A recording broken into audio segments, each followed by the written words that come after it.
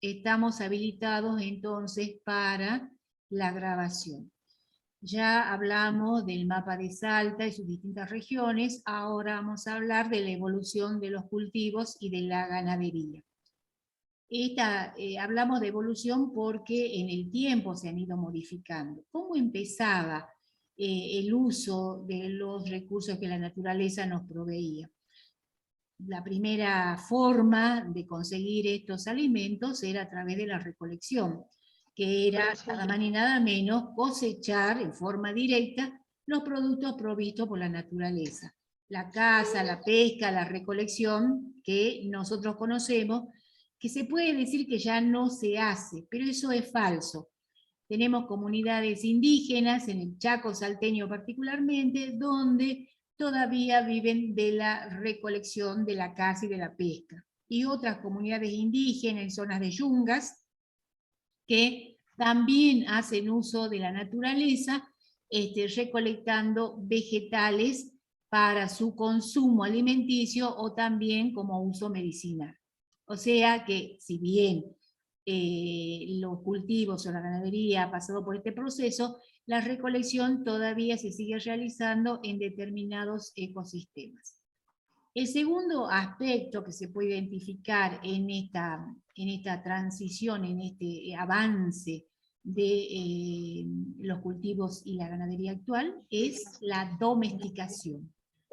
Domesticación es un proceso de selección artificial que lleva muchos años. Cuando hablamos de selección artificial, quiere decir que allí está interviniendo el hombre. Productor, productora, familias que viven en el campo. Hay una selección artificial de los vegetales, de los animales que se encuentran en esas áreas. Y a esa selección artificial se le llama domesticación. Ya vamos a estudiar en las diapositivas que siguen en qué consiste este aspecto o esta etapa. Luego de la domesticación aparece la agricultura propiamente dicha, en donde el ambiente es transformado, todo lo que había en ese ambiente lo hemos desmontado, lo hemos transformado, hemos sacado toda la vegetación y por ende los animales se fueron, los animales que se alimentaban de esa vegetación. Entonces el ambiente se ha transformado y la disponibilidad de los recursos vegetales o animales es controlada por el hombre, es decir, por el ser humano. Entonces, empezamos con la recolección, seguimos con la domesticación y avanzamos sobre la agricultura. No quiere decir que la recolección se haya terminado, tampoco que la domesticación se haya terminado. Se sigue realizando en determinados ecosistemas.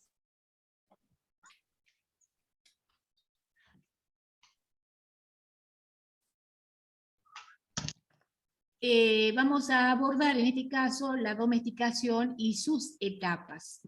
Los estudiosos del tema reconocen que hay etapas por la cual atraviesa cualquier proceso de domesticación. Por eso dicen que es un proceso evolutivo.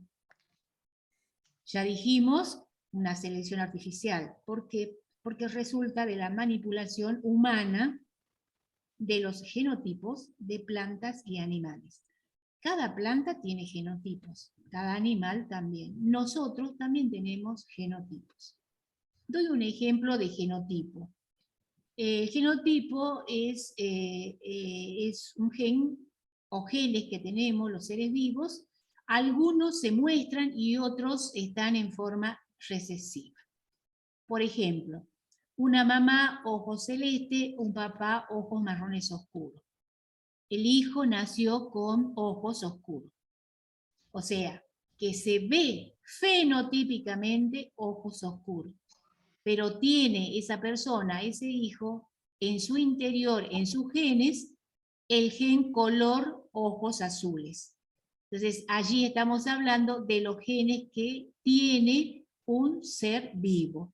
Uno va a estar, se muestra porque es dominante, y el otro, en cambio, se encuentra oculto y se le denomina recesivo. Entonces, acá hay una manipulación, ¿sí?, de los genotipos de plantas y animales. Se los seleccionan, y ya vamos a ver, por aquello que se ve, es decir, los genes dominantes. Ahora, el origen se explica como el manejo de la vegetación silvestre, es decir, ¿qué es lo que domesticamos? Domesticamos la vegetación silvestre y desarrollamos prácticas de selección en sus sitios de crecimiento. Es decir, que no los llevo a otro lugar, sino que en el mismo lugar donde están desarrollados, allí se produce esta práctica de selección artificial. En la historia se produjeron las siguientes etapas. Primero, la tolerancia, luego fomentar lo que nos gustaba, y por último, la protección. Cuando hablamos de tolerancia como una parte de la domesticación, nos estamos refiriendo a que hay conservación de otras especies, no solamente la que me interesa como especie para reproducirla, para aumentarla, es la que cuido, sino que también conservo otras especies, nada más que en menor número. ¿Qué otra cosa sucede en la domesticación? Va a haber un incremento de la densidad de la especie que es de interés. Entonces me gusta esta planta y trato de reproducirla, de aumentar la cantidad de esa especie que me interesa.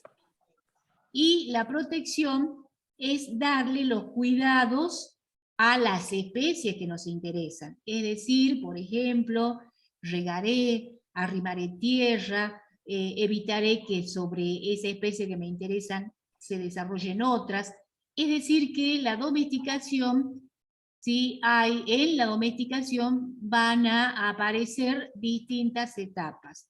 En todo caso, siempre se conserva a las otras especies, no se las saca, se las conserva nada más que en menor cantidad de individuos. La domesticación específicamente de vegetales. Como decíamos, el hombre, el ser humano, manipula, hay una selección artificial favoreciendo a los individuos deseados. En la historia, ¿qué ha hecho que seleccione una especie y deje a otras de al lado?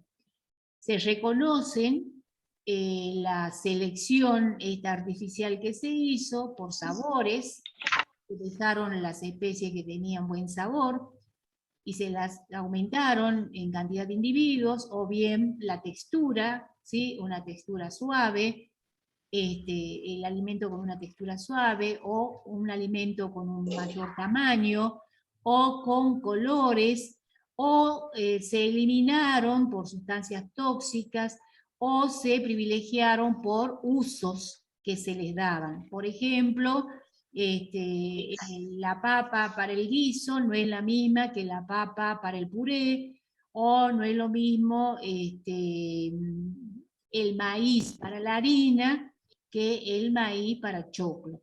Entonces, esta selección artificial que hace el hombre, lo ha hecho históricamente teniendo en cuenta estas características. Y así vamos a encontrarnos entonces con distintas especies, y dentro de cada especie vamos a tener distintas variedades que me dan un producto distinto. Fíjense en ustedes acá, yo, bueno, no les voy a poder mostrar, a ver dónde estamos. No, al finalizar les voy a mostrar, por ejemplo, los porotos. Cuánta cantidad de porotos que hay. Nosotros en el mercado solamente podemos encontrar 3 o 4, los porotos colorados, los negros, la alubia y bayate. Sin embargo, en la naturaleza, y cuando uno va a visitar una finca de los campesinos particularmente, uno se va a encontrar con distintos tipos de porotos, por ejemplo. Ejemplo de la domesticación de maíz en el tiempo, ¿sí? Y de la quinoa también en el tiempo. El caso del maíz es muy interesante. Los estudios indican que el maíz que hoy conocemos, en sus inicios, provenía de esta especie llamada teosinte. Este teosinte es el progenitor del maíz que hoy conocemos, se dividió en espiga masculina y espiga femenina. Este símbolo es de femenino y este símbolo es de masculino. Entonces, Fui y no estabas. ¿Ya estás ahí? No fue modificándose en el tiempo para llegar a lo que hoy encontramos en la parte superficial, ¿Dónde está? Parte superior de la planta. En el caso de la planta y la parte femenina, vamos a tener las flores femeninas, cada una de ellas. Yo estoy en los chinos, al frente nomás. Por favor, alguien tiene el micrófono. No sé en qué mercado está. No sé en qué mercado chino está. Por favor, si no está atendiendo la clase. Chica, por favor, silencio. Si no está atendiendo la clase, puede retirarse y entrar media hora antes que le tomar asistencia. Entonces, hoy en día vamos a ver una planta de maíz donde las espigas superiores corresponden a las flores masculinas, cada una de ellas es una flor masculina, y vamos a tener la espiga con flores femeninas, cada una de ellas es una flor femenina. Ha pasado mucho tiempo para que nosotros tengamos el maíz que hoy conocemos y que es moderno. En el caso de las quinoas, que hoy está muy difundido, su uso, su consumo, fíjense en la cantidad de panojas que tiene una planta de quinoa. Cada panoja corresponde a una población de quinoa, un cultivar de quinoa. Y van desde panojas oscuras a panojas muy claras, desde panojas anchas a panojas muy finas. Los agricultores campesinos son los que han seguido manteniendo los cultivares, por razones de adaptación ambiental, así también como de costumbres de consumo, conservando la variabilidad genética. Esto, más adelante lo vamos a ver, es recursos genéticos que se pueden utilizar hoy y más adelante también. ¿Quiénes son los que observan, los que conservan? Por lo general, los campesinos del mundo. La agricultura, en cambio, selecciona de todas ellas cuál es la que da más rendimiento, el grano más grande, el grano más lindo, y desmonta las superficies de tierra y pone una sola población, que es la que luego va a vender. El campesino, en cambio, repito, mantiene los cultivares de todo tipo, por distintas razones. En el caso de la domesticación de animales, Rodero y Herrera considera que en la domesticación de los animales se produce un proceso donde el hombre intenta cambiar la conducta. Subsiguientemente, cambió la apariencia y la anatomía de los animales, de tal modo de satisfacer las necesidades humanas, ¿sí? Ya sea para satisfacer de forma práctica, estética o bien emocional. Entonces los animales también han sufrido una domesticación, es decir, una selección que ha hecho el hombre a los efectos de satisfacer sus necesidades, sus intereses. La fase de la domesticación en los animales se nota poco control del animal por el hombre, no es como en los vegetales donde el control es total. Acá hay poco control del animal por el hombre, hay control en la reproducción, en la selección para reducir sus dimensiones y para aumentar docilidad, que eso es lo que al hombre le interesa. Y también realizó otra fase de domesticación, en el caso, por ejemplo, de los animales bovinos, mejoró la cantidad de carne, que sea una carne fácil de consumir, etcétera, ¿no es cierto?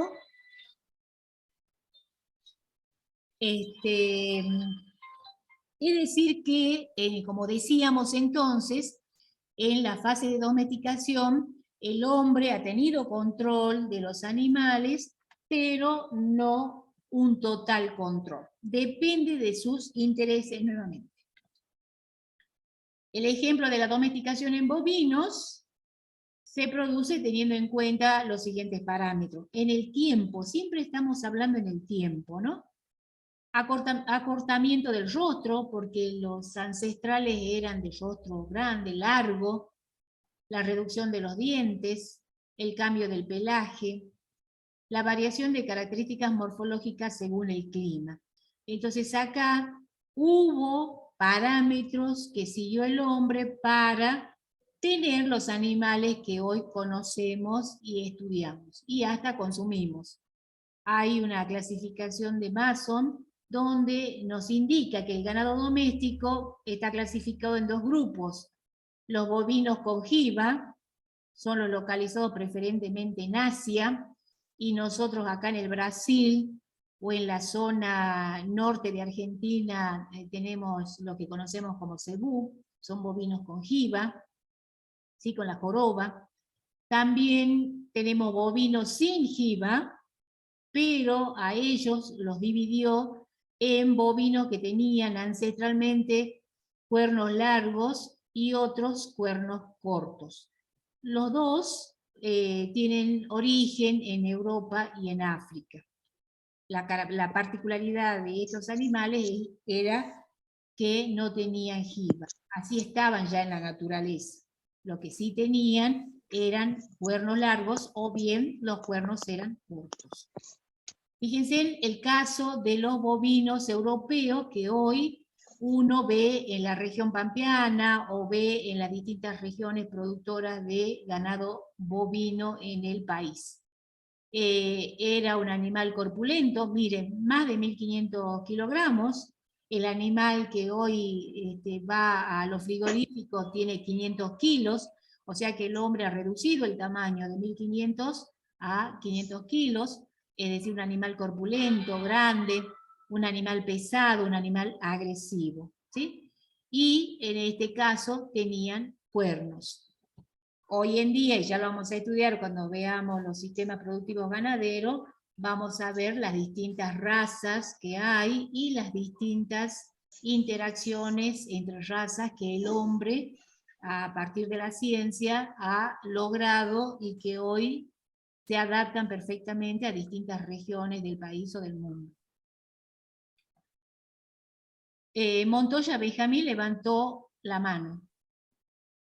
¿Sí? Sí, profe, una consulta. A partir de ese momento ya empiezan a diferenciarse el cuadrito que nos daban anteriormente, en mi escuela al menos, de Bos Taurus e Indicus, Claro. ¿o eso viene después? No, ahí se separan. El Bos índico es el que decíamos que era asiático y que tenía jiba. Sí, a partir de esa época más o menos ya se empieza la división. Sí, hace muchos años, estamos hablando de 3000 años antes de Cristo, o sea, estamos hablando de un proceso que le ha llevado al ser humano mucho tiempo, ¿sí? Y que ha terminado en lo que hoy conocemos, algunas razas y algunas variedades de vegetales. Hay tanto en los ecosistemas que todavía no se conoce, que es lamentable, si se desmonta, se pierde toda esa diversidad que todavía no se conoce, no se usa, no se conoce, por lo tanto no se puede aprovechar para seguramente alguna cosa que necesitemos para mejorar nuestra calidad de vida. Pero la domesticación es un proceso en donde interviene el hombre en función de sus intereses, de su región, del hombre, cómo ha observado qué tipo de planta crecía y se desarrollaba mejor. Entonces, hay criterios de selección que el hombre ha realizado, y no es lo mismo el criterio de México que el criterio de Perú, que el criterio de Europa o en Asia o en África. Son distintos los criterios. Cada comunidad elige los criterios de selección y en función de eso ha mejorado los productos que habían en la naturaleza. Quiero remarcar que la domesticación es la selección artificial de especies silvestres. Eso es importante. Entonces acá vamos a tener una... ¿Cómo dijo, profe? ¿Cómo dijo recién? ¿Qué parte de especies silvestres? La domesticación es a partir de especies silvestres, agrícolas o ganaderas. ¿Sí? Fíjense en la definición de domesticación. Hay una definición restringida y una definición amplia. Cuando hablamos de restringida, porque estamos mirando solamente a los individuos que estamos estudiando. ¿Qué dice la definición restringida? Refiere a una especie criada en cautividad. Ahí ya está el hombre decidiendo que esté guardada, que esté cercada, que esté en el corral. O sea, un ambiente artificial. Y por lo tanto, modificada de sus ancestros silvestres, de modo de hacerla más útil o agradable a los humanos, quienes son los que van a controlar su reproducción y su alimentación. Entonces acá en esta definición es muy importante saber y decir que consiste en una modificación de los ancestros silvestres.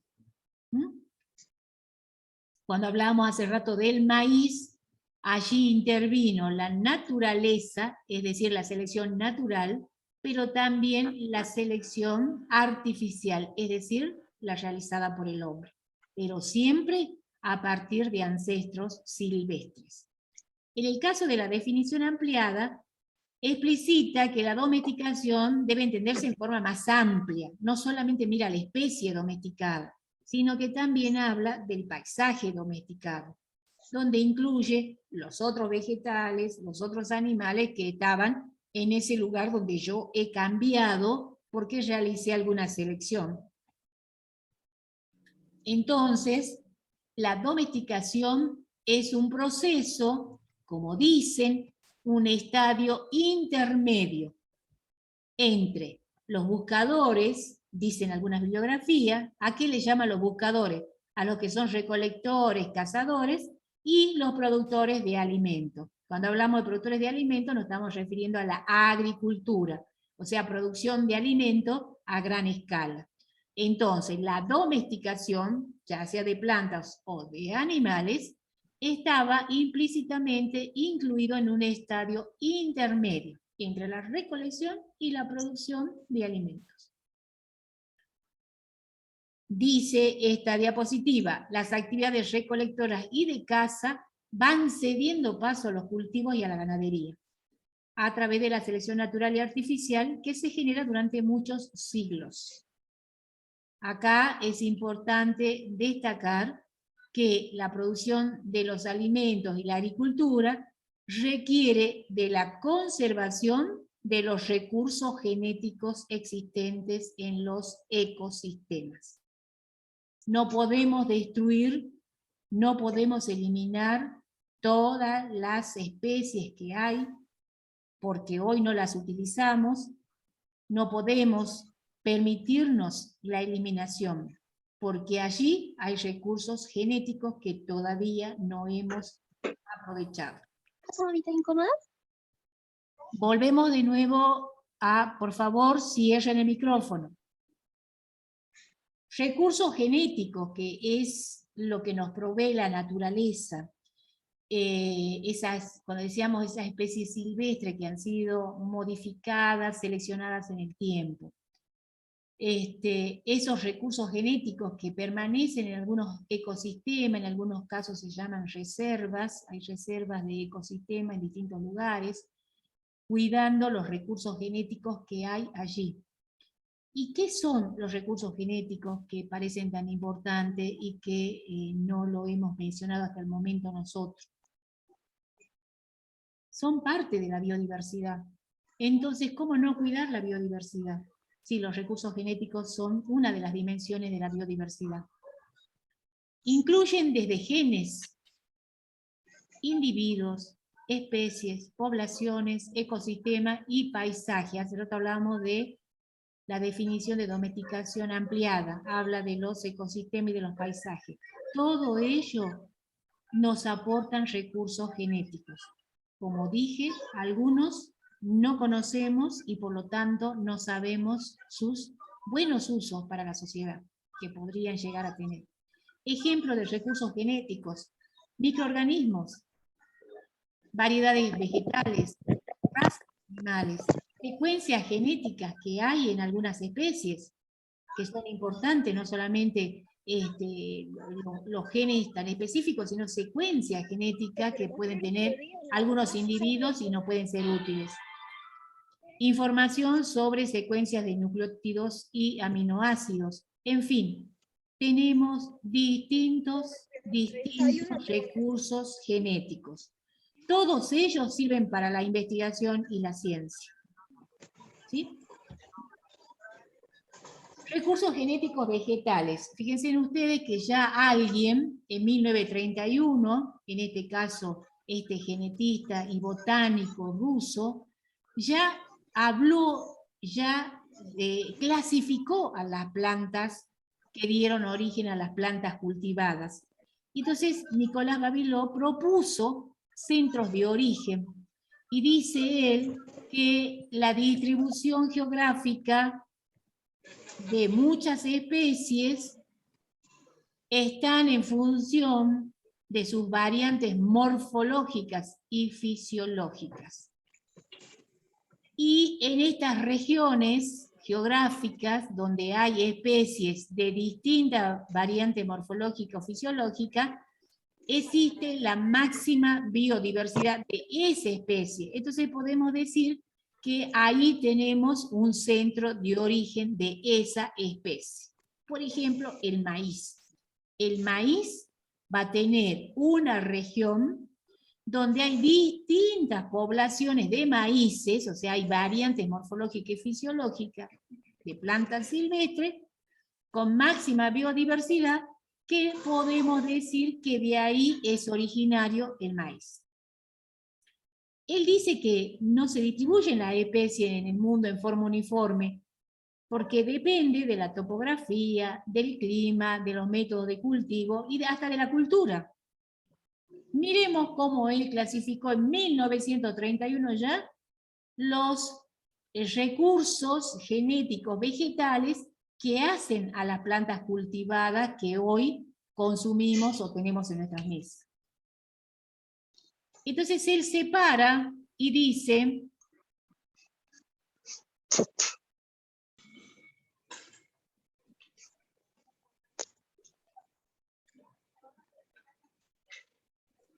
uno de los centros de origen va a ser el Indo-Malasio. Acá está. Y fíjense en qué cultivares, qué poblaciones diversas hay acá. Y bueno, así en la figura nos estamos mostrando, por ejemplo, el centeno. El 2, el centro de origen chino. Este 2, centro de origen chino, de ahí es la soja, ahí están la mayor cantidad de poblaciones de soja, de poblaciones silvestres de soja en la China. Así también el arroz y algunos frutales. Frutales que hoy consumimos, que pensamos que son producidos, porque son producidos acá, ya son nuestros. No, no, ellos tienen su origen en la zona de la China. Después vamos a tener el número 3, que es acá el Indo-Afganistán, que va a tener caña de azúcar, por ejemplo, como importante. Después vamos a tener el 4, ¿sí? Que se llama es la zona de Arabia.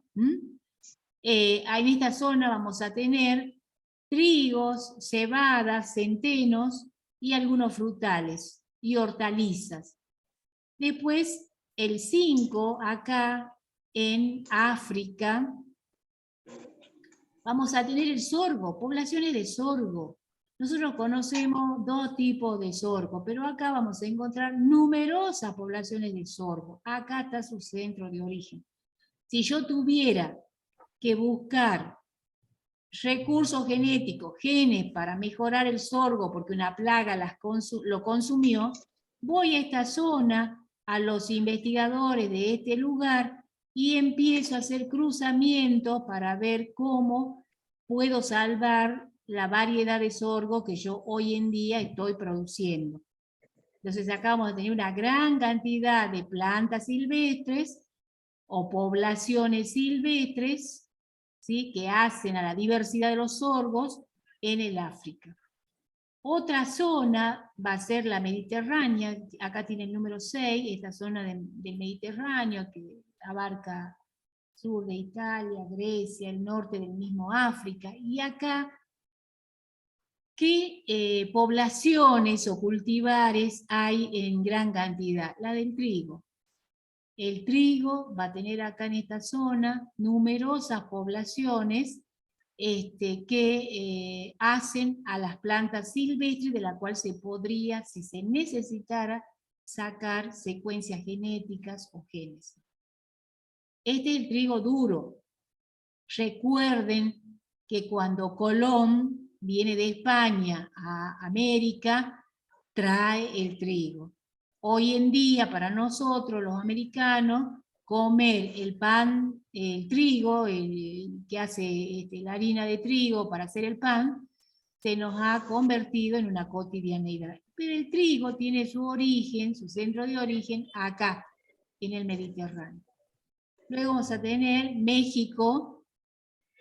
México tiene distintas especies. Miren, acá está maíz, papa, zapallo, tomate, tabaco, la chía que hoy está tan difundida, ¿sí? Son del centro de origen en México. No encuentro tanta cantidad de poblaciones o variedades botánicas de esta especie acá en Europa, o acá en Asia, o acá en África. Acá voy a encontrar una gran cantidad de variedades botánicas de estas especies que estoy mencionando.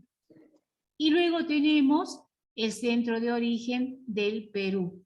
El centro de origen del Perú va a tener el maíz, va a tener la quinoa, ají. Sí, acá en el mapa hay otros lugares señalados que son, pero que no son centros de origen, porque hay una gran cantidad de especies. Acá hay algunos como la mandioca, por ejemplo. ¿Sí? Son de zonas subtropicales. Es decir, repito, que en pos de lo que son los recursos genéticos, hay centros de origen de especies que ya han sido clasificadas en 1931. Y de allí salen la secuencia de genes o algunos aminoácidos que incorporan a las nuevas variedades comerciales para evitar que haya una muerte de toda la variedad que ante una determinada epidemia no resiste su permanencia. Entonces, estos centros de orígenes son muy importantes. Sí, Gonzalo Jáuregui. Disculpe, profe, una pregunta.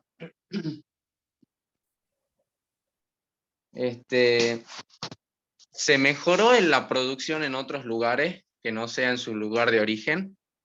Por ejemplo, por dar un ejemplo, acá en Argentina, ¿se produce más sorgo que en África? Eso ya sería agricultura. Claro. Nosotros lo que estamos hablando es dónde están los recursos genéticos de las plantas que hoy se cultivan, ¿sí? Entonces, si yo tengo un problema de sorgo, produzco sorgo en gran cantidad y tengo algún problema sanitario, ¿sí? Los investigadores de esa especie sorgo estarán en contacto con el centro de origen de África para ver qué se puede llegar a introducir para la resistencia del sorgo a una determinada bacteria, o un determinado hongo, o un determinado insecto. De ahí la importancia de conocer los centros de origen. Y cuando uno se transforma en de alguna de estas especies, seguro que tiene que establecer contacto con centros que cuidan, porque las semillas hay que volverlas a sembrar para mantenerlas. Y esa siembra es en el lugar donde ellas han crecido, se han desarrollado y que les es propio, ¿no? No puedo traer yo para la Argentina que le estaría dando condiciones ambientales diferentes. Puedo traerla, pero ya no sería la misma que se mantiene en su lugar de origen, en su centro de origen. Sí, Jauregui.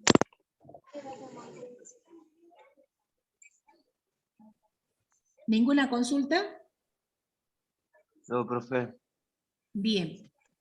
¿Podría surgir otro nuevo lugar de origen? Esta imagen sería del 1923, ¿que no? No, la propuesta de los centros de orígenes es de 1931, que hasta el día de hoy se están estudiando. Por ejemplo, una de las especies que ha generado mucho interés en el ámbito científico ha sido la quinoa. La quinoa prácticamente se ha perdido. Tiene su historia. Cuando los colonizadores vienen a América y ven unos indios muy fuertes, muy aguerridos, empiezan a investigar qué es lo que consumían. Y una de las cosas que consumían en mayor cantidad era la quinoa. Entonces se prohíbe el consumo de la quinoa, por ejemplo. Se les prohíbe a los pobladores campesinos reproducirla. Entonces se ha ido perdiendo la variabilidad. Muchos de ellos, en forma escondida, tenían sus pequeñas plantaciones. Hoy en día se trata de investigar haciendo uso de distintas aplicaciones donde puede haber en el mundo especies silvestres de quinoa. Y una vez que las identifican, las estudian, las definen y pueden haber nuevos bancos de semillas de quinoa para mejorar las que hay, ¿sí? O fomentar el desarrollo de otras que todavía no han sido producidas en cantidad. Por ejemplo, la quinoa de color blanco es muy buscada en el mercado, porque en general nos gusta, cuando vamos a comprar las cosas, nos gusta un tomate redondo, que no tenga picaduras, nos gusta que sea un color muy fuerte, y en el caso de la quinoa nos gusta un color claro en la semilla. Sin embargo, los estudios indican que la quinoa negra, la quinoa de semilla negra, por ejemplo, tiene más proteína que una quinoa de semilla blanca. Entonces, están estudiando dónde o cómo realizar las modificaciones pertinentes para que las semillas sean más oscuras con las características que exige el mercado. Pasa que la quinoa, al ser más oscura, requiere más lavado. Entonces, si bien tiene más proteína, pero requiere más lavado porque en la cubierta externa tiene mucha saponina, es decir, jabones, amarga. Entonces se busca variedades botánicas que sean, que le aporten tamaño, un buen tamaño de semilla, que sea oscura para un buen nivel de proteína y que no tenga mucha saponina. Bueno, en eso se está trabajando. Lo que yo le quería preguntar Sí. era que si se puede fumar un nuevo lugar de origen silvestre de las plantas. Sí, obviamente, naturalmente. Recuerden ustedes que cuando hablamos de recursos genéticos estamos hablando del ambiente terrestre, el ambiente acuático. Hay muchas cosas que no se conocen. Hay muchas cosas que no se conocen y que seguramente algún estudioso aportará, cambiará esto, inclusive estos centros de origen, aportando a la ciencia nuevos lugares. Y nosotros estamos estudiando los centros de origen de las especies vegetales más cultivadas, ¿no? Estoy segura que hay centros de origen para los animales, para los microorganismos, etcétera, etcétera. Nada más que nosotros no lo abordamos porque no es nuestra área. Bien. Giovanni. Profe, tengo una pregunta. Dime. ¿Cómo se llamaría la rama de la agronomía que estudia eso? Lo que sucede es que la agronomía La agronomía estudia las técnicas para la producción agrícola y ganadera. Para estudiar esto hay que ser investigador. Los biólogos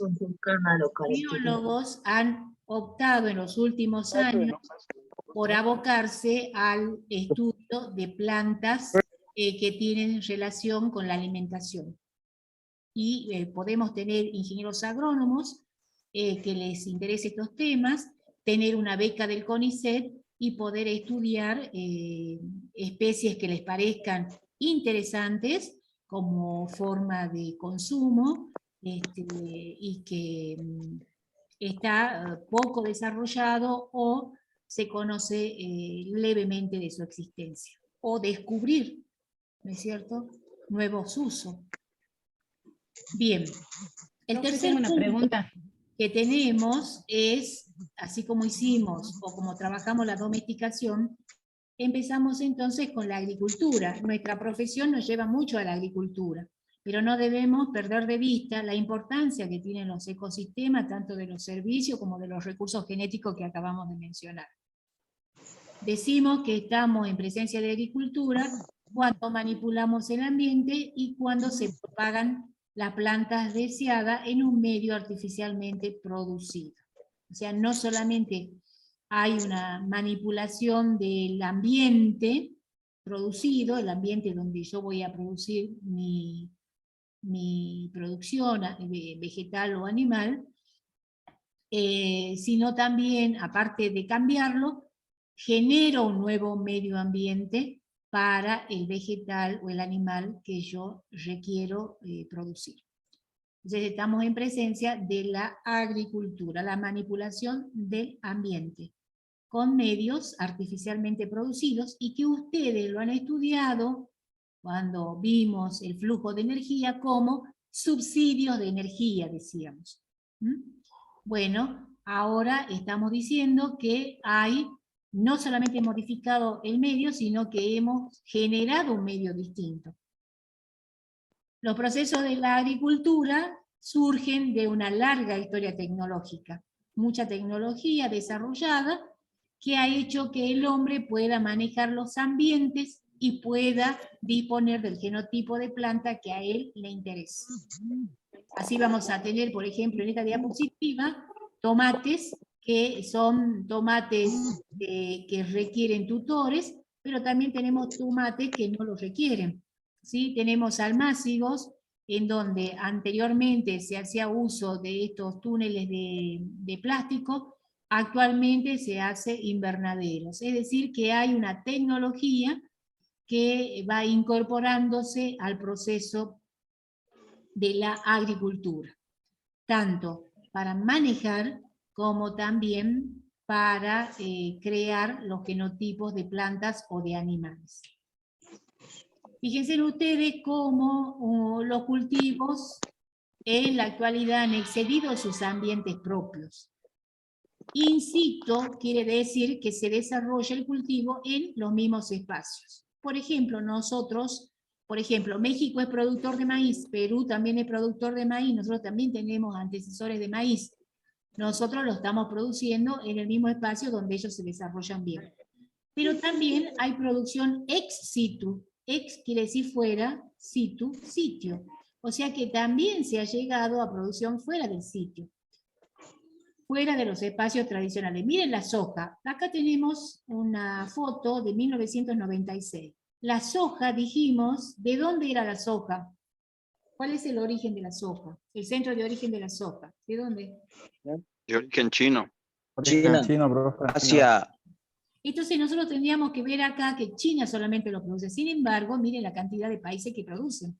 Hay una producción ex situ, en donde Estados Unidos es el mayor productor.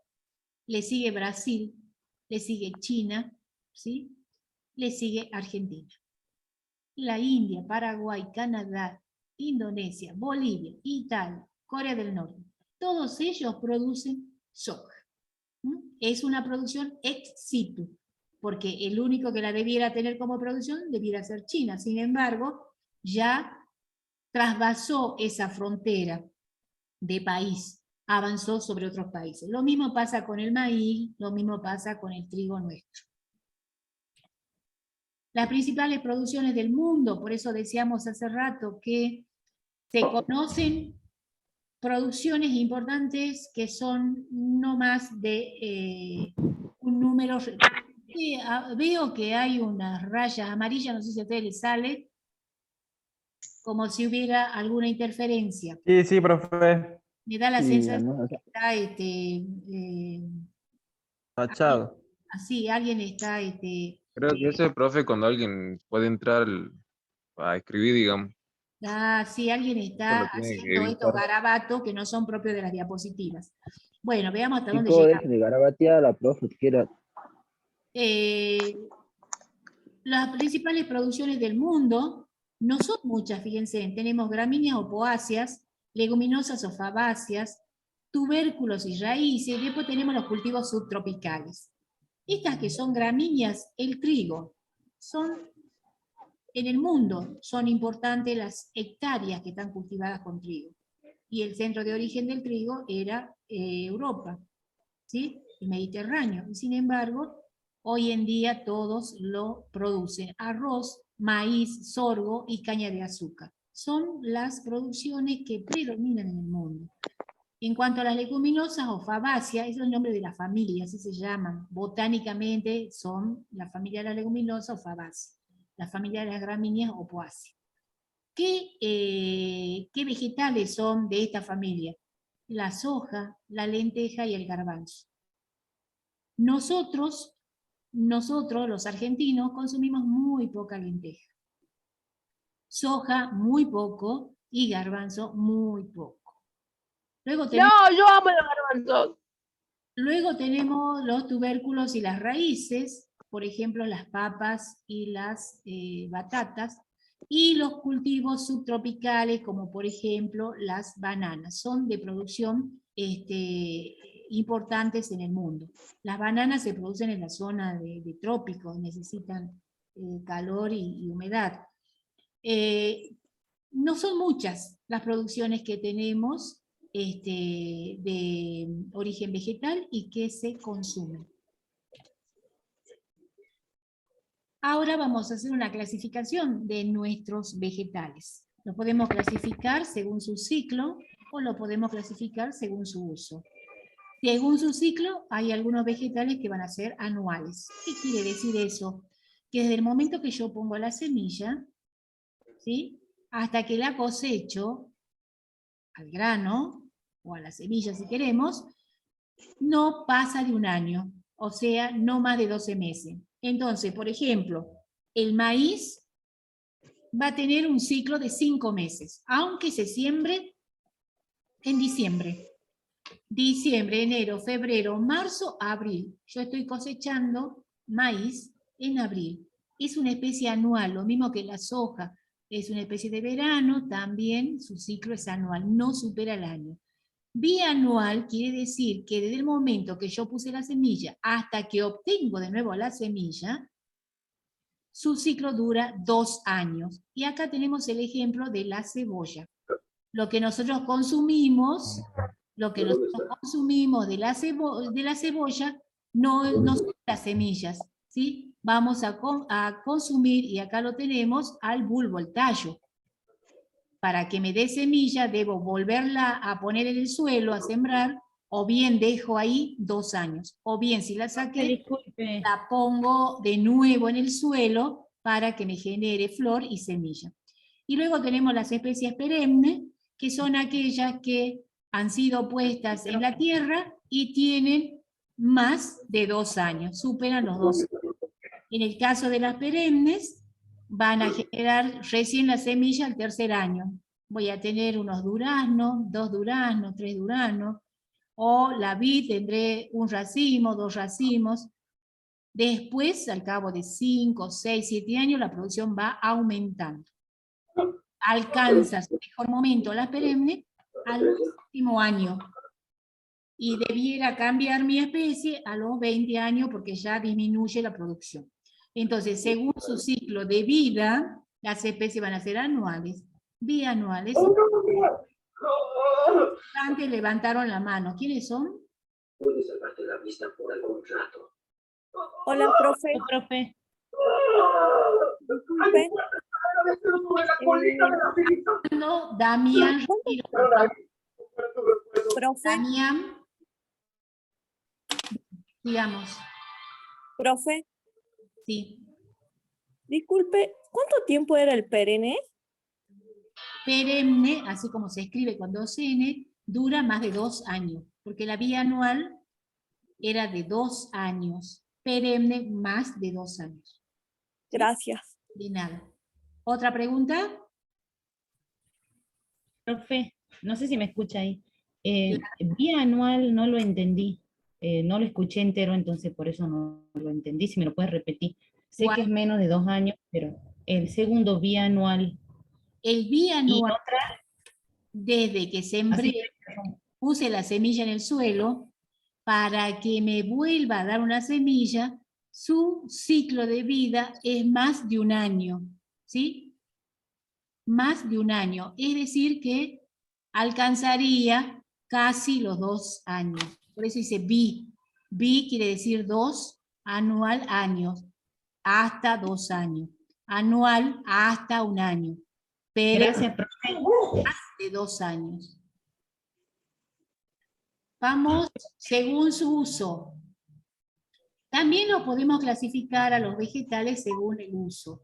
Vamos a decir que pueden ser cereales, son todas aquellas especies vegetales cuyos granos son capaces de producir harina. Y allí vamos a tener los cereales de verano y los cereales de invierno. Entre los cereales de verano, el maíz. Entre el cereal de invierno, Jorge Oscar Díaz, por favor, su micrófono.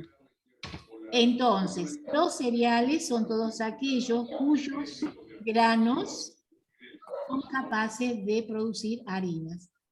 Las oleaginosas, óleo significa aceite. Quiere decir que son especies muy ricas en aceites. Este aceite se concentra por lo general en las semillas. Y entonces vamos a pensar en todas aquellas semillas que se transforman luego en aceite. Y allí vamos a tener el girasol, la soja mismo, el oliva, aceite de oliva, o sea, la plantación de olivos. Luego vamos a tener las especies hortícolas, son las especies de la huerta. 2 participantes levantaron la mano, sí.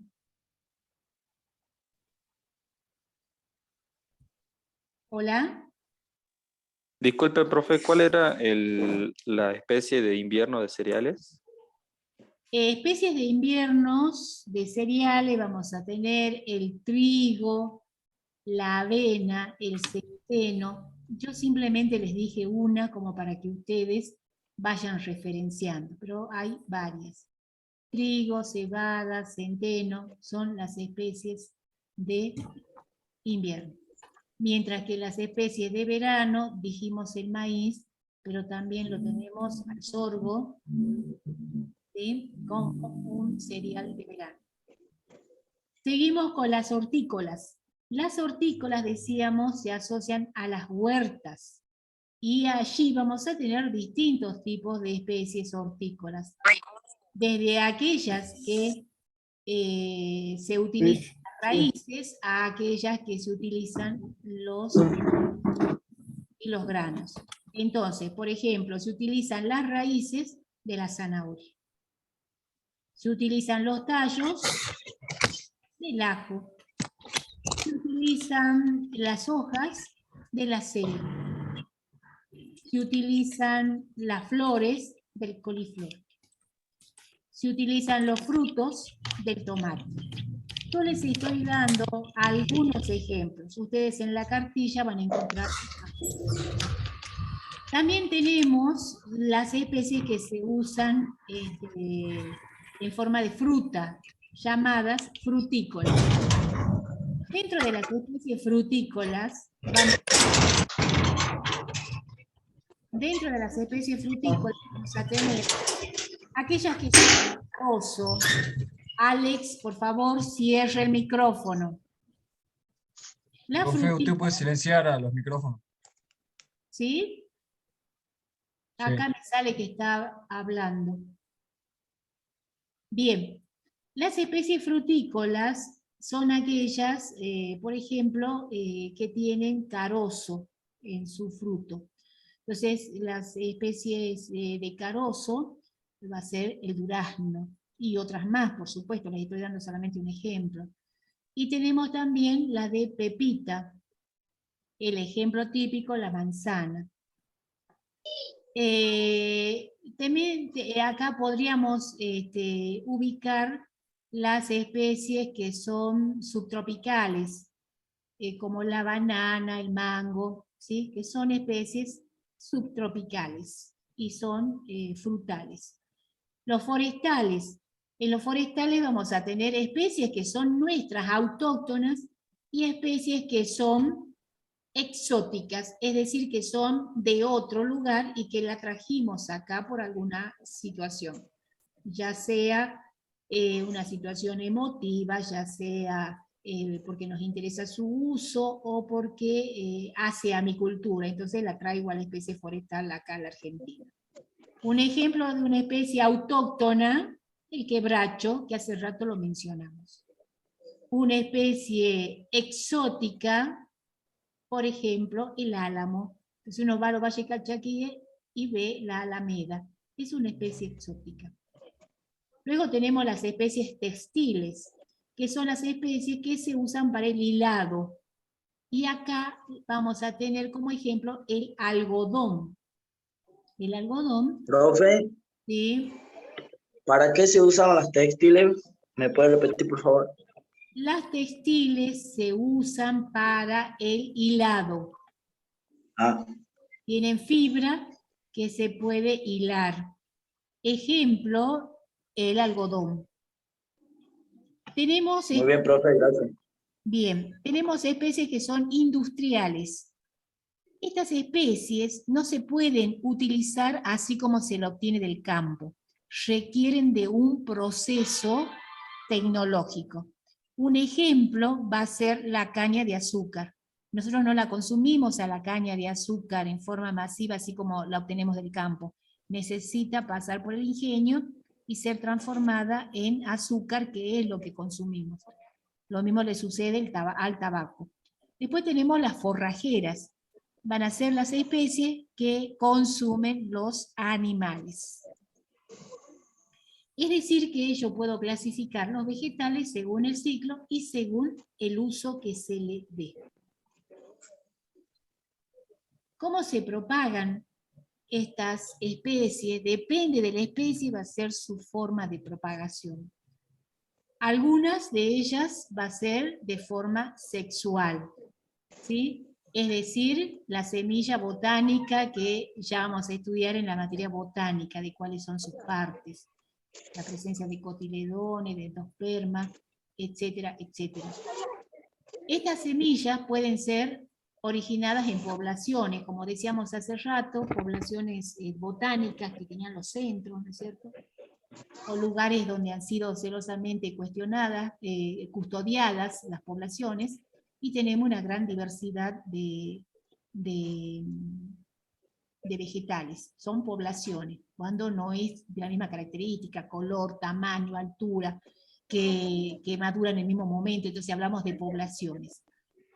También tenemos las variedades locales, que por lo general el productor guarda un pedacito de su predio y allí deja las mejores variedades que él va a utilizar como semilla para la próxima campaña productiva. Entonces son variedades locales porque él mismo las está produciendo o las produce su vecino, variedades locales.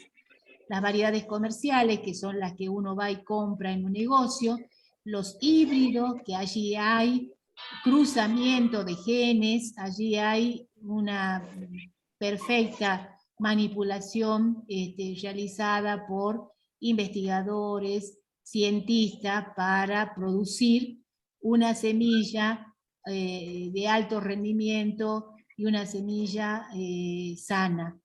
Y después tenemos los transgénicos, que también son semillas que se producen, pero como su nombre lo dice, toman genes de otras especies para lograr determinados objetivos y que hacen aumentar los rendimientos.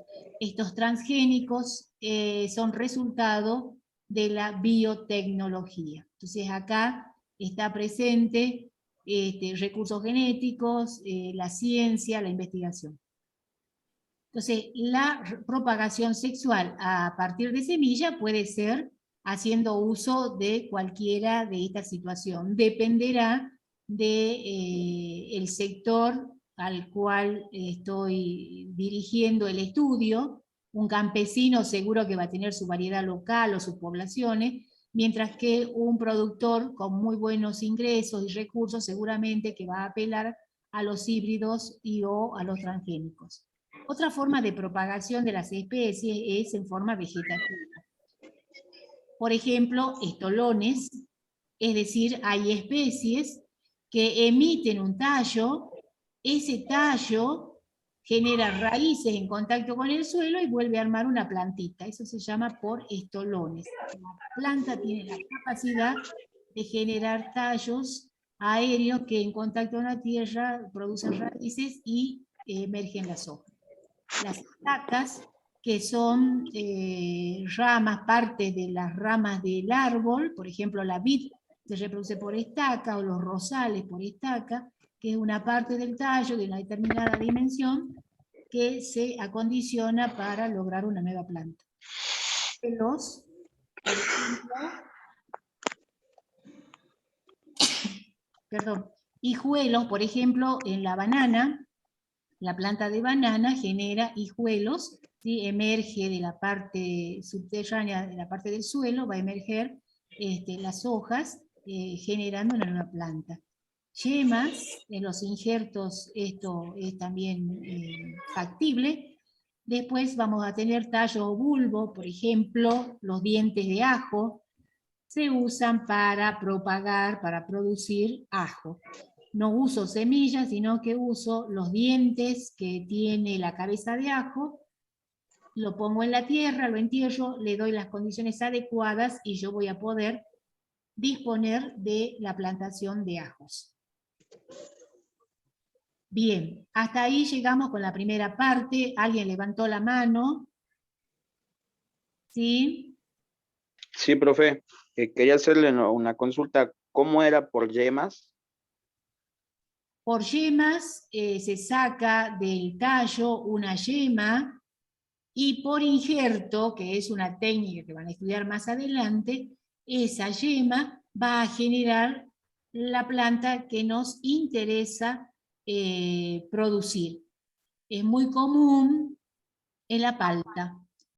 La palta que yo tengo, que hace de pie, luego le pongo, uso la técnica de los injertos, y voy a tener una planta similar al origen que tiene la yema que yo he puesto en mi pie de injerto.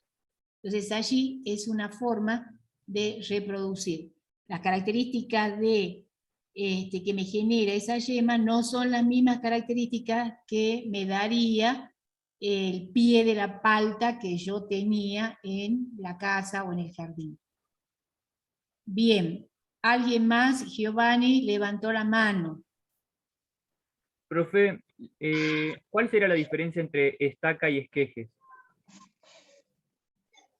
El esqueje, estaca, esquejes son expresiones similares en donde la diferencia es de años. Una estaca tiene que ser sí o sí de 2 años, de permanencia en la planta.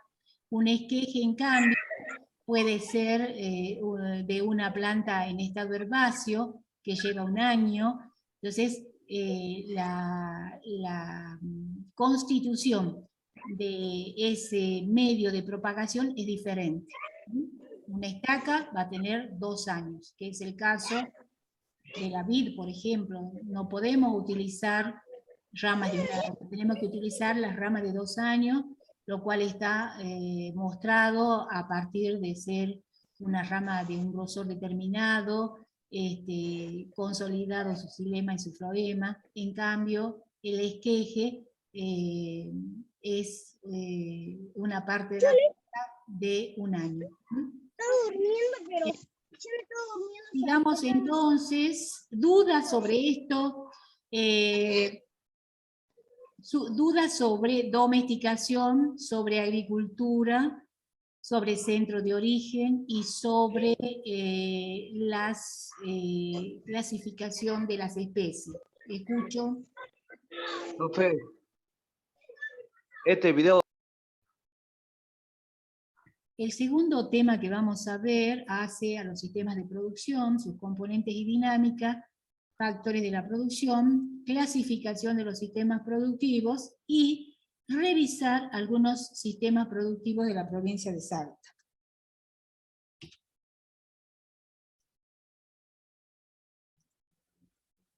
Ya conocemos nosotros los agroecosistemas, ustedes han estado hoy revisando los agroecosistemas del INTA. Y en este agroecosistema decíamos que el hombre participaba disponiendo los recursos para lograr un objetivo que era un objetivo productivo. Ya sabemos también que el objetivo productivo puede ser vegetal, pero también puede ser animal. En esa línea de los agroecosistemas aparece asociado el concepto de sistema de producción. Cuando hablamos de sistema de producción, nos estamos refiriendo a una región donde hay sistemas de producción similares. En una región puede haber distintos sistemas de producción. Por ejemplo, sistema de producción tabacalero, ese sería uno. Otros sistemas pueden ser sistema de producción tabacalero y tambero, ese sería un segundo sistema de producción. Otro puede ser un sistema tambero y de engorde de ganados, sería un tercer sistema de producción. Cuando hablamos de sistema de producción, nos estamos refiriendo a varias fincas que producen un mismo producto y de forma más o menos similar. Entonces vamos al concepto de sistema de producción, de una finca media, diríamos, o sea, representativa de las fincas que hacen lo mismo. Entonces, ¿qué es un sistema de producción? Va a ser la combinación de los factores de la producción y de producción en la explotación agrícola. Antes, cuando veíamos ecosistema o agroecosistema, hablamos de la combinación de elementos bióticos y abióticos. Acá en sistema de producción estamos introduciendo la palabra factores de la producción y incluyendo las producciones que se hacen en la explotación agrícola. Estos factores de la producción que permiten que funcione la explotación agrícola son 3: tierra, trabajo y capital. Acá tenemos en la diapositiva la tierra, acá tenemos el trabajo o mano de obra, y acá tenemos el capital, es decir, las maquinarias, las instalaciones que fueran necesarios para la actividad agropecuaria. Repasamos entonces, sistema de producción tiene 3 factores que se encuentran relacionados para lograr producciones, ¿no es cierto? Que son tierra, trabajo. Los factores tierra, trabajo y capital se relacionan entre sí y transforman insumos que entran al sistema en productos que salen del sistema o que se quedan en el mismo sistema. Cuando decimos que entran los insumos, antes cuando veíamos ecosistema o agroecosistema, hablamos de la entrada de la energía, de la materia, de la información. Acá en sistema de producción ya más específico y destinado a la actividad agropecuaria, hablamos que entran insumos. Esos insumos, depende de la actividad, van a ser diversos. Por ejemplo, si yo estoy hablando del tabaco, van a entrar semillas de tabaco, fertilizantes para el tabaco, gasoil para los tractores, etcétera, etcétera. Entran a mi sistema estos insumos, ¿sí? Que se relacionan con los factores de la producción para darme esto que yo llamo productos. Los productos, ¿cómo se los representa?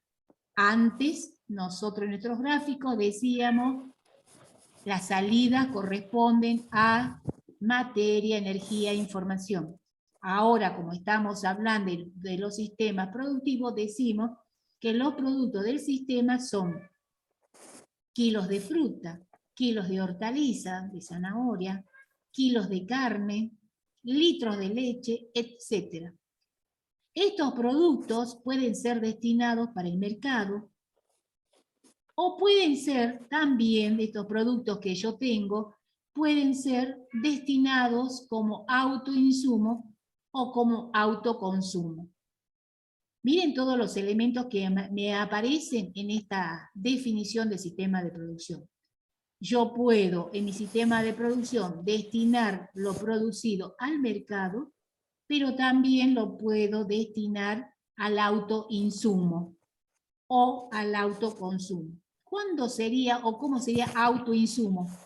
La misma palabra lo está diciendo. Auto quiere decir mi propio insumo. Entonces no entra insumo como lo hacía acá en este caso la semilla, el fertilizante. Yo ahí produzco mi propio autoinsumo. Eso es propio de la ganadería. Por ejemplo, tienen alfalfares que lo destinan para el consumo de los animales bovinos. O bien producen maíz para el ensilado, ¿sí? Que luego darán como alimento a los animales. Entonces yo tengo producciones de autoinsumo. La uso en las mismas producciones que yo luego voy a enviar al mercado. Y también hay productores que destinan un pedazo de tierra a producir para el autoconsumo. Y acá un ejemplo típico es el de la huerta. Entonces el productor tiene su pequeña huerta, ¿sí? Con hortalizas de hoja, hortalizas de raíces, hortalizas de fruto, para el consumo de la casa. Estos sistemas de producción SP, como veníamos estudiando, tiene un contexto que va a incidir en la producción que se haga. Y ese contexto, que nosotros ya algo hemos visto en otras diapositivas anteriores, está el contexto ecológico. Por ejemplo, el clima, que ustedes ya saben ahora que el clima es hablar de precipitación, de temperatura, de vientos, ¿sí? No es lo mismo que yo tenga precipitaciones de 100 milímetros a que tenga precipitaciones de 900 milímetros. Ahí ya me estaría condicionando lo que yo puedo hacer dentro de mi sistema. Relieve. No es lo mismo que mi finca, mi sistema productivo esté en una zona llana a que toda la finca esté en serranías o en áreas de montaña. Ríos también condicionan, ríos con agua salada, ríos con agua dulce. Si yo tengo ríos con agua dulce, voy a poder hacer agricultura con riego y durante todo el año. Los suelos también constituyen un factor ecológico. No es lo mismo tener un suelo arcilloso, arenoso, que tener un suelo franco. Es decir que vamos a tener una estructura, en este caso ecológica, que me va a condicionar lo que yo puedo hacer o no en mi finca. También tenemos otro contexto económico, es el mercado. De nada sirve que yo produzca tabaco y nadie me compre el tabaco porque está prohibido fumar. Entonces también condiciona. Las entidades bancarias, si yo soy un productor que tengo un buen ingreso, me va a dar crédito, pero si yo soy un productor que ando en bicicleta y que no tengo para gastar en el básico para la alimentación de la familia, ningún crédito bancario voy a recibir. El transporte también es importante porque, por ejemplo, Iruya produce hortalizas y tiene problemas de transporte porque en el momento que salen los ríos están cargados de agua y el transporte se dificulta. O bien los caminos no son los adecuados, por lo tanto no hay transporte. Otro contexto es el social, la presencia de instituciones educativas, de salud, u organizaciones de productores. Si yo tengo muchos empleados, por ejemplo en el tabaco, y los empleados tienen su familia con sus hijos, es necesario que haya escuelas primarias, lo mejor sería la secundaria, cosa de que los chicos puedan asistir a esas instituciones, a su formación. Y luego vamos a tener un contexto tecnológico que son las instituciones de investigación tecnológica del medio. Hoy ustedes han conocido una institución tecnológica que es el INTA, Instituto Nacional de Tecnología Agropecuaria. Cuando el productor tiene algún problema, puede acercarse al INTA y consultar, ¿sí?, qué es lo que le estará pasando a la producción que él tiene. Entonces, sistema productivo tiene 3 factores: tierra, trabajo y capital. Entra el sistema insumos, salen productos. Dentro del sistema de producción yo tengo producciones destinadas al mercado, al autoinsumo o al autoconsumo. Sin embargo, estas producciones que yo tengo están limitadas, están relacionadas con un contexto. Si yo quiero representar el sistema de producción, si ustedes observan, es muy parecida a la representación del agroecosistema. Por lo tanto, aquellos que han estudiado ya la representación del agroecosistema, este gráfico no les va a ser ajeno. Si no han estudiado, sí resulta complejo. Acá dijimos que los 3 factores de la producción eran trabajo, tierra y capital. El trabajo está referido a la cantidad de gente que trabaja. Por ejemplo, 3 personas permanentes y 2 transitorias. O bien trabaja el grupo familiar, 2 mayores y 2 jóvenes. La tierra. Aquí se pone la superficie que tiene este sistema. Promedio siempre. Uno toma, va a visitar a un productor y en función de eso hace este gráfico. La tierra, por ejemplo, para un tabacalero estamos bien con 50 hectáreas. Pero si yo voy a un sojero, la tierra seguramente que va a ser de 1000 hectáreas.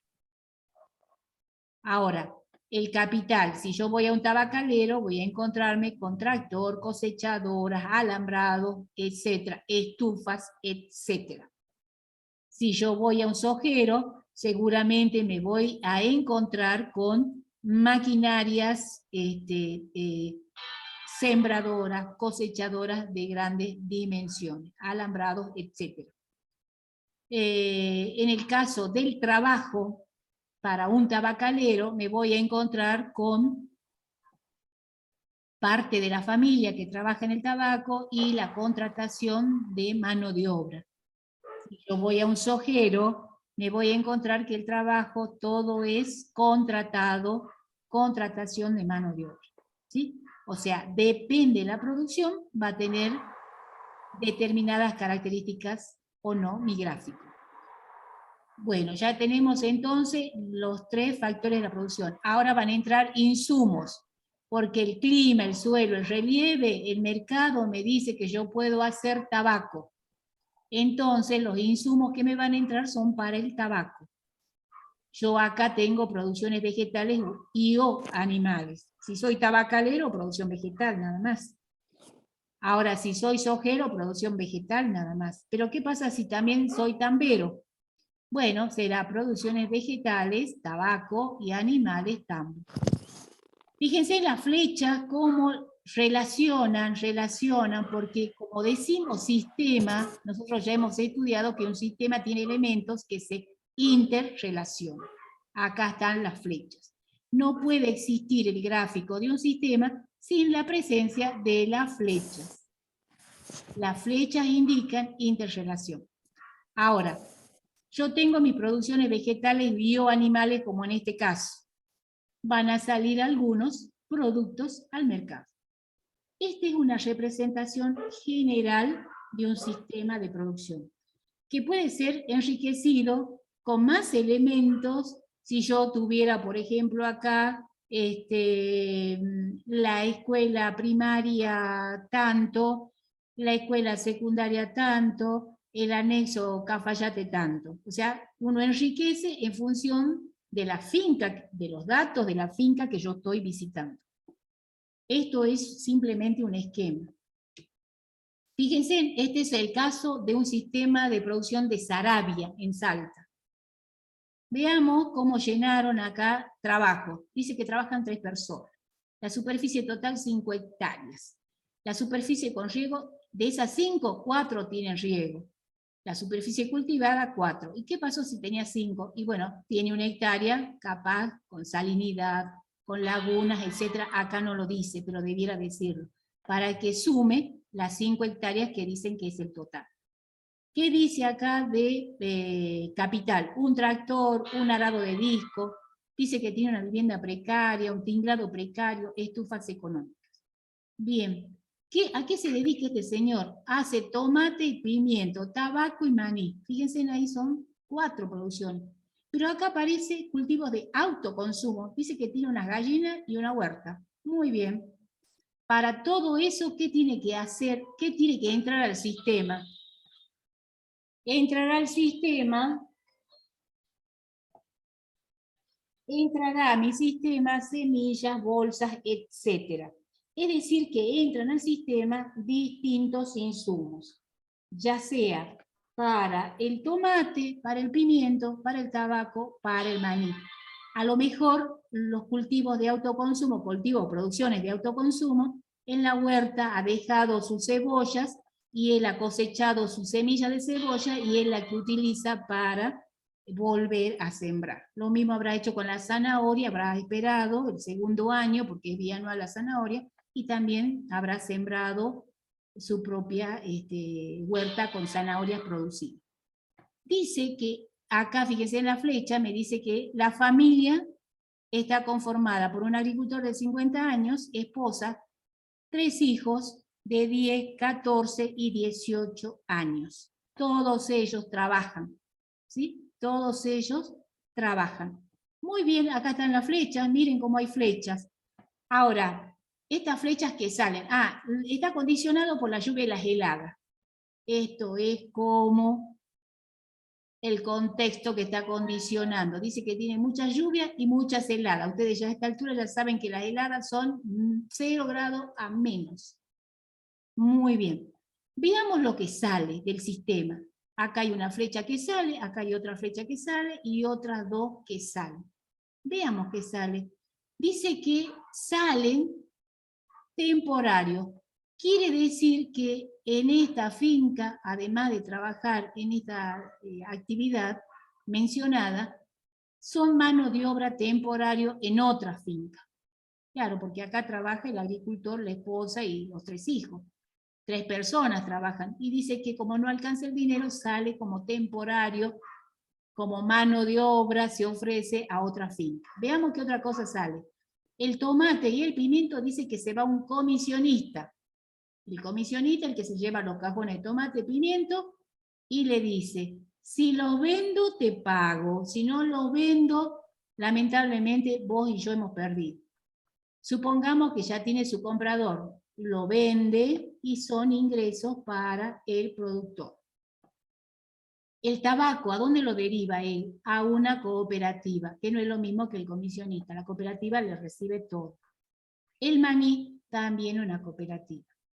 Lo mandó a la cooperativa y recibe dinero por su venta, que representan el ingreso que sirve para ahorro en algunos casos, porque si vende mano de obra temporario, el ahorro es medio bajo, y también para la subsistencia de la familia.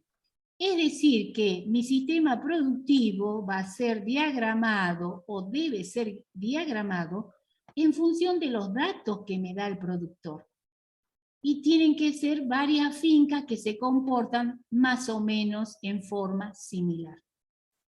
Si tuviera un productor que además de esto de agricultura tiene producción de oveja, ya tengo que hacer otro gráfico con gente que haga lo mismo, más que produzca ovejas. ¿Sí? Clasificación de los sistemas. Se pueden clasificar estos sistemas según los factores de la producción en extensivo e intensivo. Y dice según los factores de la producción, o sea, ya nos está dando una pista de que la clasificación es en función de los factores de la producción, que si ustedes se acuerdan eran 3, tierra, trabajo y capital. Y acá dice, extensivo, miren, acá no hay nadie trabajando, hay plantas nada más. Y acá intensivo, donde en una pequeña superficie, miren en la foto, acá nomás ya hay 5, y más allá hay otros 5. Acá hay mucha mano de obra trabajando, y eso ya nos está dando la señal que son distintos sistemas. Los sistemas extensivos, entonces, podemos definirlo como aquellos sistemas donde la tierra, T de tierra, es mayor en relación a la mano de obra, esto está en inglés, la W, así se usa en sistema productivo, y capital. La tierra, miren, el espacio que ocupa es mayor en relación a la mano de obra y al capital. ¿Dónde hay sistemas extensivos? En la producción de trigo, soja, ganadería del Chaco. Uno en una superficie extraordinaria ve solamente un cosechador. Sistema extensivo. Sistema extensivo, agricultura secano, trigo, maíz y soja. Superficies importantes, un solo cosechador. Ahí está cosechando el trigo. Acá maíz, ahí está la cosechadora de maíz. Una sola persona. Acá puede haber un camión, ¿no es cierto?, que va recolectando todo el grano que está tirando la cosechadora, y son 2 personas en superficies importantes. Son sistemas extensivos, porque la tierra es grande en relación a la cantidad de mano de obra que se ocupa y de la tecnología que se ocupa. Otro sistema extensivo es la ganadería de cría. Estos animales del Chaco necesitan para alimentarse recorrer muchos kilómetros, mucha superficie, ¿sí? Entonces, grandes superficies que se recorren, poco capital, porque cada uno es capital, y mano de obra va una sola persona arriando los animales. También en la llama pasa exactamente lo mismo, o en las ovejas exactamente lo mismo. Son ganaderías, en este caso de cría, y son extensivas, mucha superficie en relación a la poca cantidad de mano de obra y poco capital que se usa. Miren el intensivo. La tierra es menor, miren la dimensión, poca tierra, mucha mano de obra, mucho capital. Y entonces viene el concepto, sistema de producción de la tierra es menor en relación a la mano de obra y el capital. Ejemplo, el tabaco, el tambo, las hortalizas. Y ustedes dirán, ¿acá qué hay? Esto es un feedlot, una fotografía aérea. Miren, uno ve un montón, una cosa marroncita, todos son animales. Intensivo. Pasa acá el tractor dándole alimento a los animales que no se mueven, no se deben mover para no perder kilos. Fíjense la cantidad de capital que hay acá en el sistema intensivo. Y acá hay que cuidar la sanidad de los animales, la alimentación de los animales, el agua de los animales. Son intensivos. Miren la cantidad de gente cosecha, no le dijimos que se pongan ahí para que nosotros les saquemos la foto. En una superficie muy pequeña hay muchísima cantidad de operarios, de trabajadores. 2, 4, 6. En un pedacito chiquito están cosechando el tabaco. Miren cómo se lleva la hoja del tabaco. Se necesita mano de obra. Sistemas intensivos, miren. Alcanzó la foto para sacarle a 5. Acá está el ingeniero agrónomo revisando y controlando que todo esté bien. Y acá están los operarios. Si uno mira un poquito más profundo, y se ve la gente cosechando. Miren, cosechan. O sea, intensivo en mano de obra en relación a la tierra y al capital. Cada una de las parras es capital. Y acá tenemos el alambrado, los postes, todo eso es capital. Sistema intensivo, las hortalizas, tomate bajo invernadero. Miren la estructura. Y acá, para estos tomates, necesitamos, en poca superficie de tierra, se necesita mucha mano de obra, porque cierran, bajan los plásticos, ponen ventilador, se hace mucho calor, o encienden las estufas, se hace frío, etcétera, etcétera. Acá la cosecha es manual, van cosechando los tomates maduros. Entonces hay mucha gente. Otro sistema intensivo en ganadería es el tambo. la cantidad de gente en una pequeña superficie como tambo que está trabajando, y afuera están trabajando los otros arreando los animales para que vayan al tambo, y otros dando de comer. Entonces tenemos mucho capital en poca superficie. Acá tenemos el ejemplo de los feedlots que hace rato decíamos, miren, quietitos están consumiendo el alimento. Sí. ¿A capital qué se refiere con la inversión? Capital, estamos hablando de maquinarias, infraestructura, eso es capital. No estamos hablando del dinero, ¿sí? Estamos hablando de las inversiones que se proyectan en infraestructura, en maquinarias, todo lo que es tecnología que se observa, que ocupa un espacio, un lugar, ¿sí? Profe, consulta. Sí. ¿Cómo era la primera clasificación? Según los factores de la producción. Bueno, Miren, según los factores de la producción, o sea, según la tierra, el trabajo y el capital, porque eran los 3 factores de la producción, ¿sí? En extensivo y en intensivo. Y decíamos que el tamaño de la tierra era lo que nos indicaba si era extensivo o no. Tamaño de la tierra y la cantidad de mano de obra que ocupa esa tierra y el capital que se invierte en esa tierra. Otra clasificación más liviana es según la naturaleza de las producciones: agrícola puro, ganadero, forestal o mixto. ¿Qué quiere decir que sea mixto? Que el producto que vendo al mercado sea agrícola y ganadero, o ganadero y forestal. Entonces, según la naturaleza de las producciones, que sea solamente agricultura, ganadería, forestal o mixto. Acá vamos a ver los ejemplos. Esto, si yo miro esta foto, les pongo esta foto, ustedes dicen, eso según la naturaleza de la producción es solamente agricultura. Ahí se nota agricultura solamente. Acá, ganadería, y acá, forestación. ¿Sí? Ahora, ¿qué pasa si yo hago forestación y hago ganadería? Ahí ya puedo tener un sistema mixto. Pero acá el secreto, ¿dónde está? En que ambas cosas se vendan al mercado. Entonces yo tengo acá forestales, que estos forestales se pueden transformar en carbón, entonces ese es un producto para el mercado. Y estos animales se venden como carne, es otro producto para el mercado. Entonces allí yo podría hablar que es un sistema mixto. Fíjense, puede ser agrícola forestal, agrícola ganadero o ganadero forestal, ¿sí? Bueno, se aprovechan las pasturas naturales bien plantadas y por otro lado se aprovechan la madera de los árboles nativos. Acá en este caso es madera, pero también puedo usar carbón. Depende del sistema, de la finca que yo esté visitando. Después, la tercera y la más sencilla, la clasificación de los sistemas, según la mano de obra.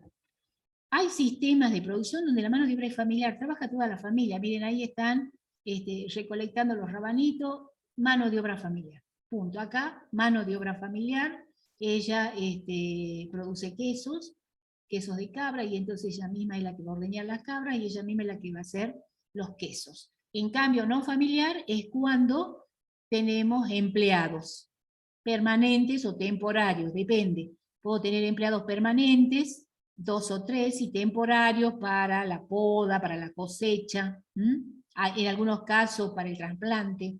Acá, en este caso no familiar, y bueno, va el veterinario, va el que es el tambero de las 4 de la mañana, ¿no es cierto?, que va a extraer la leche, y en algunos casos puede ser familiar y no familiar, pero eso en general depende de las producciones y de los lugares, va a ser familiar y no familiar.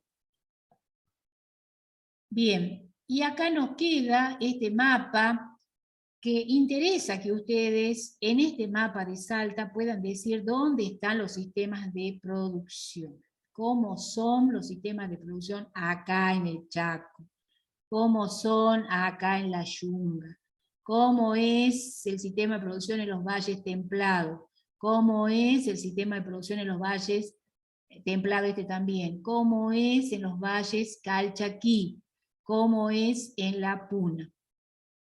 Y entonces uno puede decir que en el Chaco, por ejemplo, desde el punto de... Yo les voy a decir qué producciones se hacen y ustedes van a habilitar sus micrófonos y me van a decir la respuesta.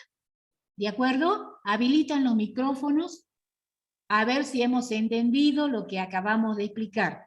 Yo les voy a explicar, les voy a decir cuáles son las producciones de esta región y ustedes me van a decir cómo las clasificarían. ¿De acuerdo?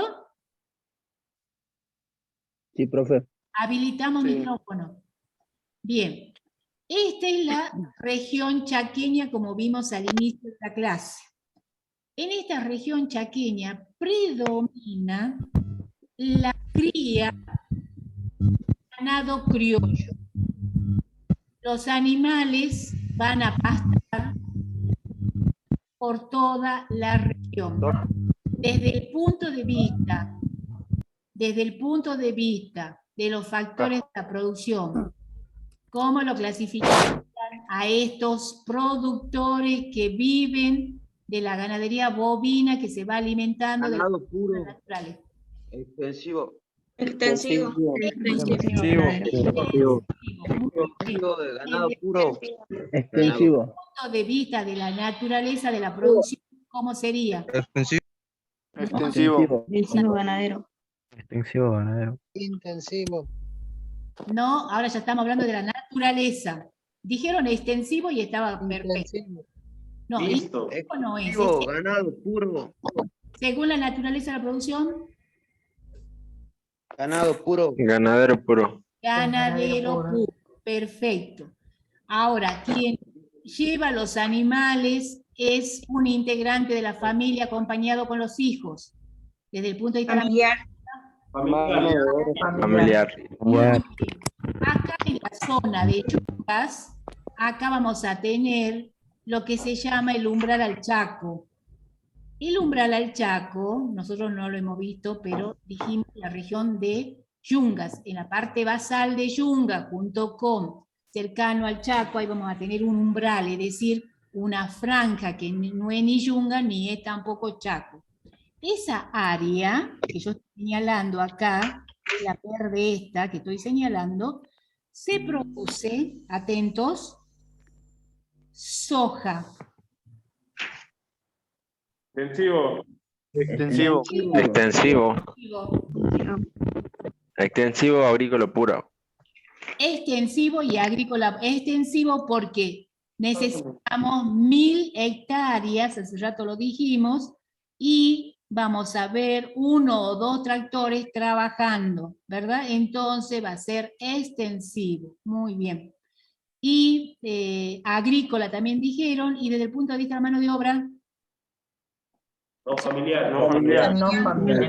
no familiar. Pero acá, ojo, en Orán, Colonia Santa Rosa, ya no se produce soja, se produce hortalizas, se produce frutales. Desde el punto de vista desde el punto de vista de los factores de la producción, esas hortalizas, ¿necesitarán mucha mano de obra o poca mano de obra? Mucha mano de obra. Mucha mano de obra. Es familiar. Súper. Y entonces, ¿es extensivo o intensivo? Intensivo. Intensivo familiar. A veces en estas zonas se produce en invernaderos, es decir, un invernadero es una Intensivo. superficie con plástico, ¿no es cierto?, que no supera 1 hectárea, y entonces, ¿cómo va a ser desde el punto de vista de los factores de la producción? Extensivo. Intensivo, porque es poca superficie, mucha mano de obra. ¿Se acuerdan que yo les dije que requería muchos cuidados? Así es. Muy bien. Intensivo. Bien. Ahora, nos vamos al otro extremo. La puna. Allí se producen llamas, y las llamas se alimentan de los pastos que hay en toda la puna. ¿Qué tipo? Extensivo. Extensivo. Extensivo. Mixto silvopastoril sería, ¿no? Y desde el punto de vista de la naturaleza de la producción, Mixto y silvopastoril. Ganadero forestal. Ganadero forestal. ganadero forestal, ¿hay forestación en la puna? que llueve siempre. No alcanzan esos 100 milímetros. El árbol necesita agua todo el año, entonces no puedo poner árboles ahí. Si no tengo por allí un pequeño...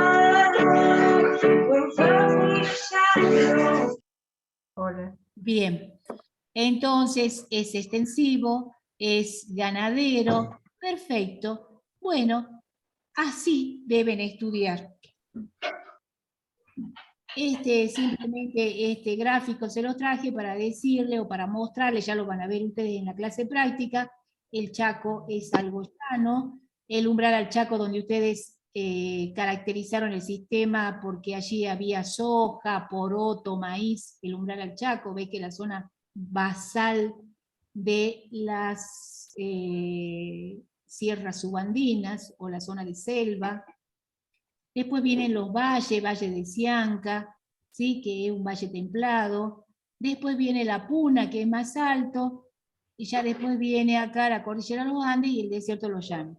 Con esto quiero significar que el relieve de la provincia de Salta en un corte transversal no es el mismo.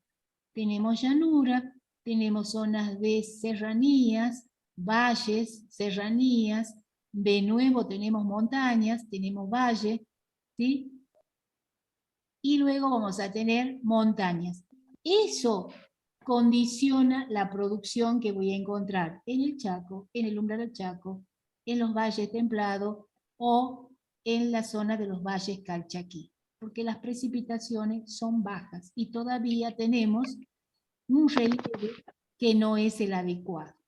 Muchas veces decimos que el productor que vive acá en Cachi, ¿por qué no tiene las grandes maquinarias? Que sí tiene el umbral al Chaco. Es atrasado en tecnología. No, señor. Acá el problema es que las finquitas son pequeñas y muchas veces están ubicadas en pendiente. Entonces, la forma del relieve, las precipitaciones que caen, condicionan la actividad productiva que se va a realizar y la forma de sistema de producción. Bien, lo que ustedes acaban de decir están en estas diapositivas, por lo tanto la revisan, la vamos a rescatar en la próxima clase, porque ustedes la van a completar en el práctico. La próxima clase vamos a rescatar estos mapas con esta caracterización de tipo de sistema, ¿sí? Hay algunos alumnos que tienen el nombre, figuran en el celular. Alumno Atenas, Áviles, Damari, Jazmín, Jimena, Julio, Luca, Luciana, Marianela, Mauricio, Moto G7, Nahuel, Nazarena, Pablo, Sara, Galaxy, Año. Ninguno tiene asistencia. ¿Por qué? Porque yo no sé qué Julio es. Julio, ¿cuánto? Marianela, ¿cuánto? Moto G, ¿quién es? Entonces, acá tengo una nómina de alumnos, 1, 2, 3, 4, 5, 6, 7, 8, 9, 10, 11, 12, 13, 14, 15, 16, 17, que yo no puedo definir quiénes son. Profe, yo soy Marianela, pero me sale ahí Marianela Moya.